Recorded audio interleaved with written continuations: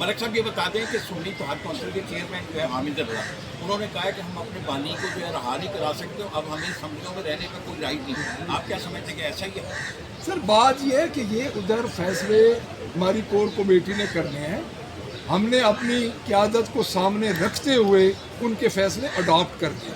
जो फैसला करेंगे हमें तो जान है, वो तो उधर जो फैसला उसका होगा। हम इस्तीफ़ों के देखिए, ये वाहिद पार्टी है जो अपने कायद के नाम पे 3 दफ़ा असम्बलियों से बाहर आ चुकी है। हमारे लिए असम्बली कोई अहमियत नहीं रखती।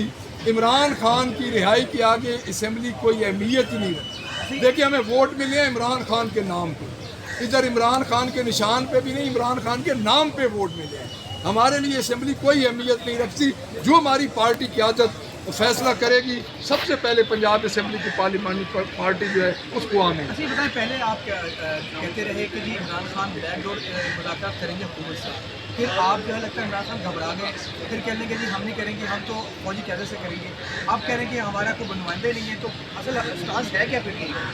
देखिए, ये जो तीनों बातें आपने की है ना मेरे अजीज, इस तीनों बातों को आप अफवाह समझें। मैं अभी रिसेंटली खान साहब से मिल के आया हूँ, मुझे मेरे अंदर शायद कुछ घबराहट थी मिलने से पहले, लेकिन जो डिटर्मिनेशन और जिस तरह वो अपने मौक़िफ़ पे कायम है, मैं एक बात पे ज़ोर दूंगा कि जिस तरह इमरान खान अपने मौक़िफ़ पे पहले दिन से कायम है, इमरान खान का आज भी वही मौक़िफ़ है।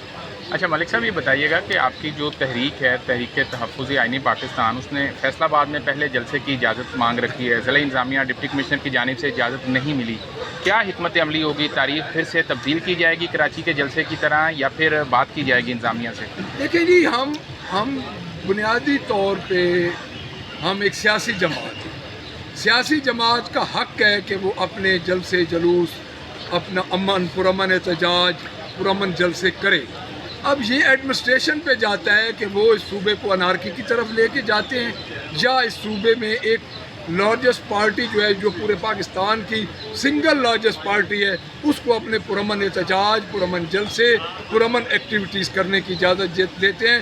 ये जो गेंद है उनके कोर्ट में है। जब उनका फैसला आएगा तो दोबारा हम अपना लाएमल कहलाएंगे। ये किस किस के घर में घुसेंगे? ये क्या 25 करोड़ अवाम के घरों में घुसेंगे? क्या इतनी फोर्स है?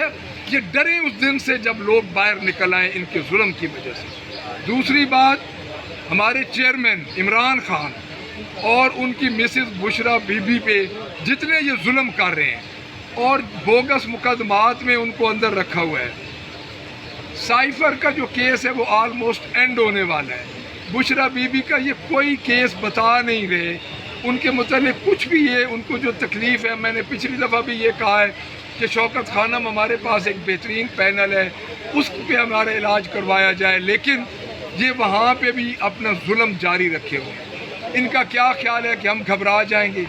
इनका क्या ख्याल है कि पाकिस्तान तहरीक इंसाफ को, जो इनके ओछे हथकंडों से 8 फरवरी को जिस तरह लोगों ने इमरान खान के बंदों को ढूंढ के वोट दिए हैं, निशान तो उसका था नहीं हमारा, तो हमें लोगों ने इमरान खान का समझ के हर बंदे को लोगों ने इमरान खान समझा है और लोगों ने वोट दिए हैं।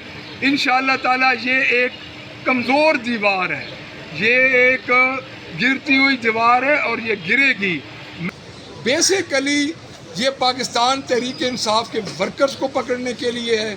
ये आईजी साहब एक ही काम पे लगे हुए हैं, इनके डिप्टी कमिश्नर एक काम पे लगे हुए हैं। देखें, बात ये है कि 26 तारीख को हमारा पुरअमन एहतजाज था, हमारे MPs पे 25 को छापे डाले गए, यानी हमारे वर्कर्स पे 25 को छापे डाले गए। कि उसका क्या मकसद था? इनका एक ही मकसद है, सूबे में अनारकी फैलाना। उसकी वजह यह है कि इनके पास जेली मैंडेट। अच्छा।